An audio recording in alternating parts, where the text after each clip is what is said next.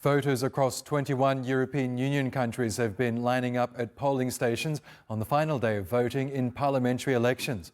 About 370 million Europeans are eligible to cast their ballots to elect 720 new members of the European Parliament. Now, once the four-day poll is over and the new parliament is formed, there's still one important vote left to cast: who will lead the European Commission. Each political party nominates a candidate to head the Commission. The candidate from the political party with the most seats in Parliament is the nominee. Members of Parliament then vote on whether or not to endorse them. The clear frontrunner is the incumbent Commission President Ursula von der Leyen. She's the candidate for the centre-right European People's Party and is vying for a second five-year term.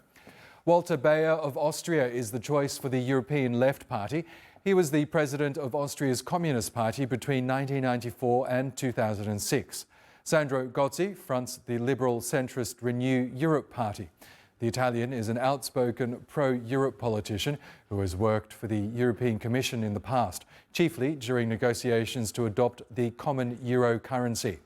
The European Greens has named Terry Reinke from Germany as its candidate. She has served as a member of the European Parliament since 2014. And Nicholas Schmidt will represent the Party of European Socialists. From Luxembourg, the career politician has served as the European Commissioner for Jobs and Social Rights since 2019. Well, for more on this, Enda Brady joins us for a special segment on our coverage of the European Union elections. Hi there, Enda.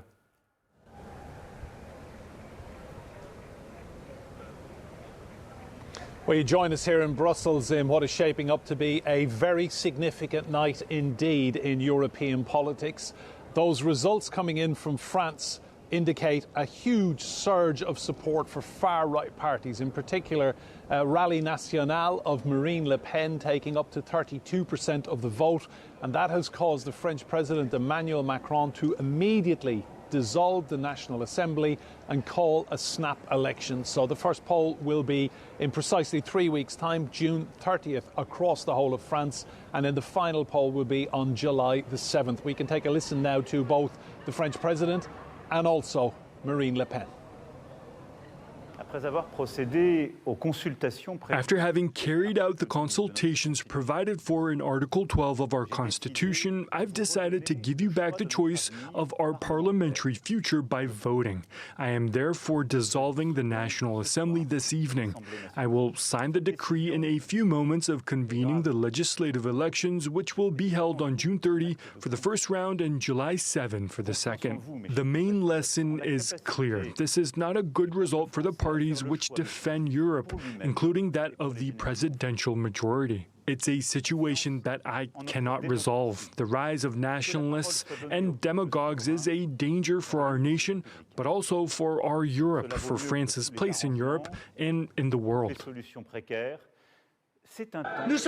We are ready to exercise power if the French trust us during these future legislative elections. We are ready to rebuild the country, to defend the interest of the French, to put an end to mass immigration, and to make the purchasing power of the French a priority. Overall, we are ready to rebuild the country, ready to revive France.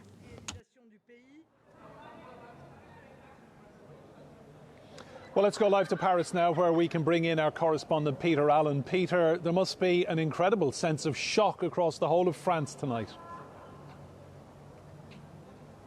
There really is, and this is a very dramatic move by President Emmanuel Macron. He came into power in 2017, and one of the first things he said was that he was going to keep the far right out of power. He saw that as one of his main jobs. Here we are in 2024. The far right have just done exceptionally well in a European Parliament election. Rather counterintuitively, Emmanuel Macron has called domestic parliamentary elections. Seems a very, very odd thing to do. The far-right vote is up, and so he wants another election. It's very hard to work out his motives. The only thing I can possibly think of is that he's currently a lame duck president. He doesn't have a parliament that works for him. He is continually having to rule by presidential decree, simply ignoring Parliament and just doing what he wants. He's getting a lot of flack for that. Last year was the worst riots in France for many years, which is saying something if you consider how many riots there are in France continually. So maybe he just wants to clear out the old parliament and say to the French people, look, I know you're unhappy, I know you're voting for populist parties, have a domestic election and let's see what happens. I would suspect that he's going to get very, very poor results in this parliamentary election, which is going to be held as soon as late June, early July. It will be a two-stage election. So very, very dramatic night here. And again, unexpected. Everyone thought the Rassemblement National would do well in the parliamentary, European parliamentary elections. And incredibly, Jordan Bardella, who was their lead candidate, he actually said afterwards, I want Emmanuel Macron to call parliamentary elections, domestic parliamentary elections after this. A lot of people thought that was just a ridiculous deceit, that there was no way he was going to be able to get that. What does Emmanuel Macron do? He gives him that. Some people would say he's playing into the hands of the far right, who knows, but very, very dramatic times here in France at the moment, Enda.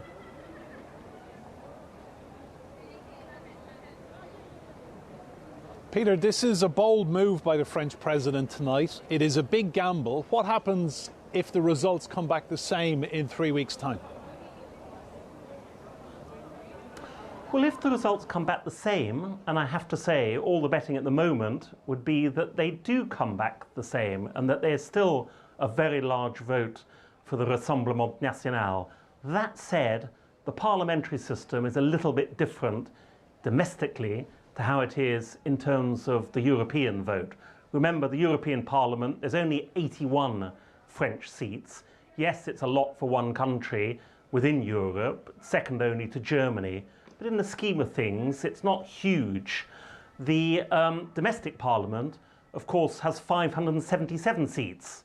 It's a much bigger parliament for the French people. And, of course, support for various parties is arranged around France in such a way that the big parties tend to do better than the extremist parties.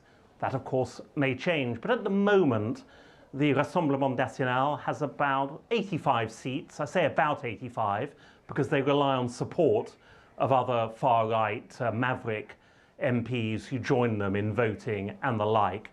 The chances of any kind of Rassemblement National landslide, or dare I say even a majority, I think are relatively slim.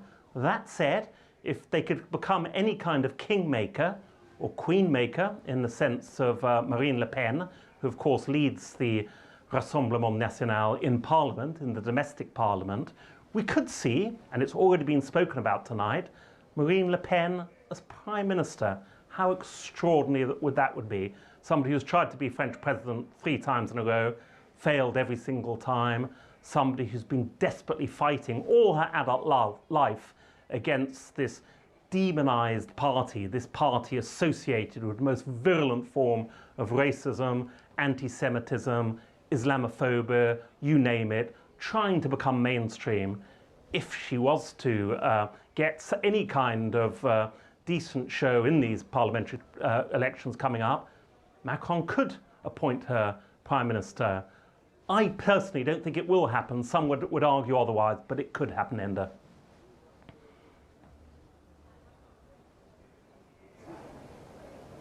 Peter Allen live for us there in Paris with his reaction to all of the news coming out of the French capital in the last couple of hours. Thank you. Well, let's go to the Polish capital, Warsaw, where we find Witold Kurasz. Witold, just give us an indication what you're seeing in the exit polls across Poland. Well, the results here are more or less as they were expected. The ruling party has won with 38% of the vote. The opposition right-wing, Law and Justice, has gotten 33%. The surprise is that the ultra-right-wing and anti-EU Confederacja, which is a radical right-wing party, took the third spot with nearly 12% of the vote. In other words, I would say that divide is more or less slightly above 50% for the liberal forces, slightly below 50% for the right-wing party.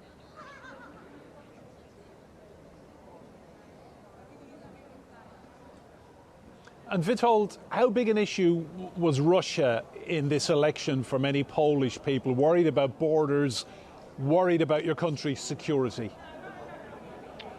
Well, there were basically two main issues in this election. One was, of course, the war in Ukraine and Russia.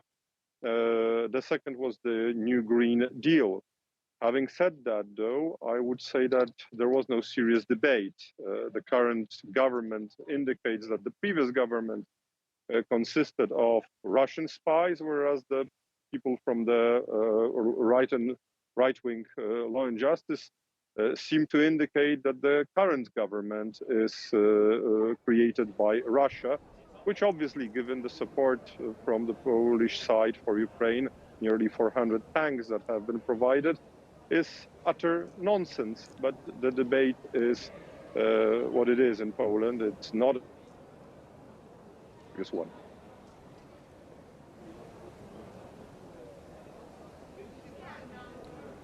Witold Karaś live for us there in Warsaw. Thank you. Let's bring in our editor-at-large, Yusuf Erim. Yusuf, this is turning out to be a seismic night across Europe. It definitely is. The exit polls, the opinion polls had said that the far right was going to perform well. It seems that in some places it's even outperforming optimistic polls.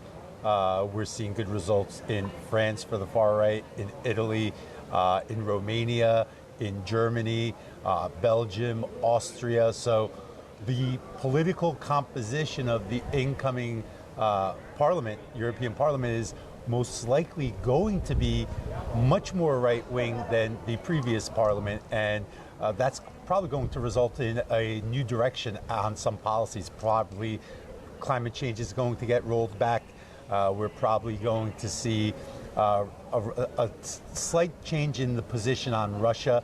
Maybe the EU might want to engage more of a diplomatic track as well, along with the military support track. That could change. There might be some rolling back in the EU's regulatory powers over its member states. That's been one of the big gripes of the far right. Ursula von der Leyen, her re-election could be in danger now. She needs 361 votes. She got elected by a razor-thin margin back in 2019, only by 9 votes.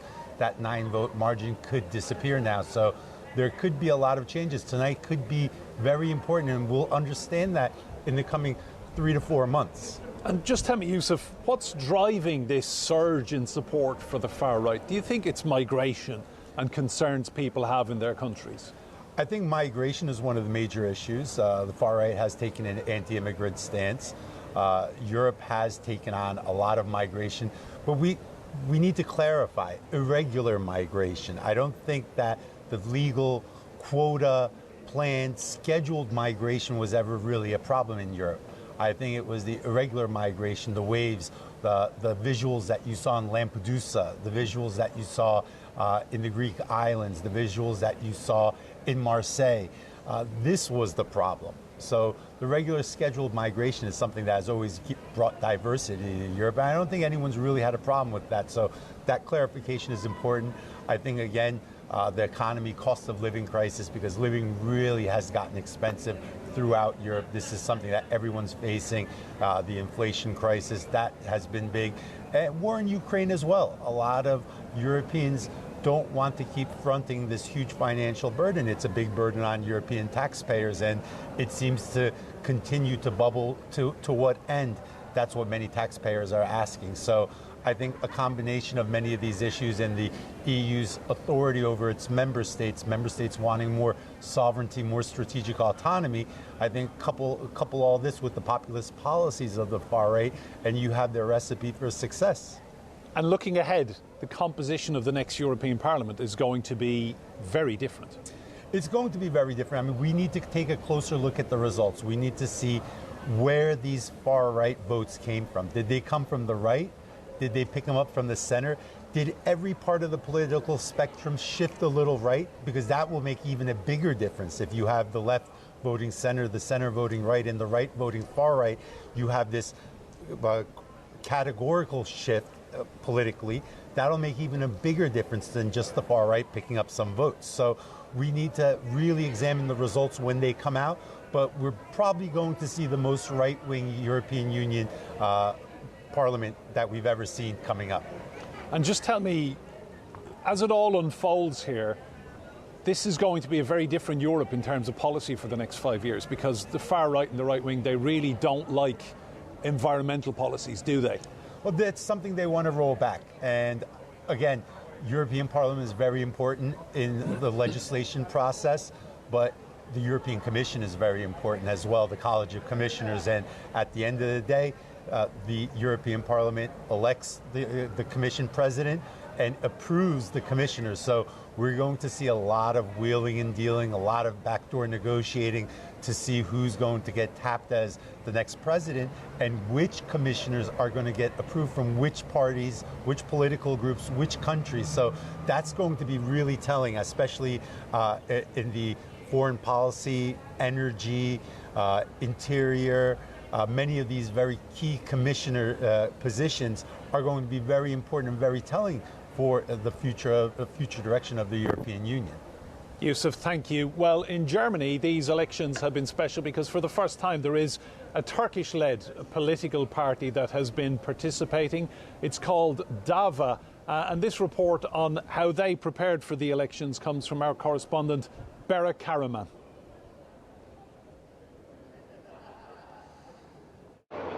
Germany is home to around 1.5 million citizens of Turkish origin who are eligible to vote, and until now they've been politically underrepresented. But the Democratic Alliance for Diversity and Awakening plans to change that. Founded by a group of German Turks, the party is running for the European Parliament. Founder and party leader Tevfik Özcan says Turks who moved to Germany in the 1960s played a pivotal role in revitalizing the country's economy and public works after World War II. As the Turkish community in Germany, we are strong in all areas. We are strong and influential in sports, science, economics and healthcare. We need to get involved in politics to fight against racism and discrimination. Reports from German government departments, including the Office of Migration, Refugees and Integration, say that people of Turkish background face more severe discrimination than other ethnic groups. The party wants to position itself as a new political center for citizens who are tired of being treated unequally. It promises to tackle racism and xenophobia, which are pervasive in German society, including in schools and workplaces, especially against those who wear headscarves. We've been fighting rising racism for years, but when we look at German politics, there's a party called Alternative for Germany, and in certain regions it's the first party, indicating that Germans are more likely to vote for them. We must continue to fight against this and persist. I understand the concerns of Germans who have lived here for decades and centuries. We are immigrants and we are also German citizens. We have the same fears and concerns. We have economic problems. We also have existential fears that we must be taken seriously. We need to be integrated into society and have pensions, as well as tackle child poverty and poverty in old age. New parties require 4,000 signatures to participate in European elections. DAVA received 14,000 regardless of the result of this election. DAVA plans to channel the frustrations of German Turks into a powerful political movement. As the party gains momentum, it hopes to bring about significant change and foster greater inclusivity within German society. Bera Karaman, TRT World. Well, this is turning into a hugely significant night for European Union politics. Yusuf Erim and myself will be keeping right across those results in the coming hours. But for now, back to you in the studio, Oscar. Thanks so much for that, Enda. That's Enda Brady there reporting from Brussels.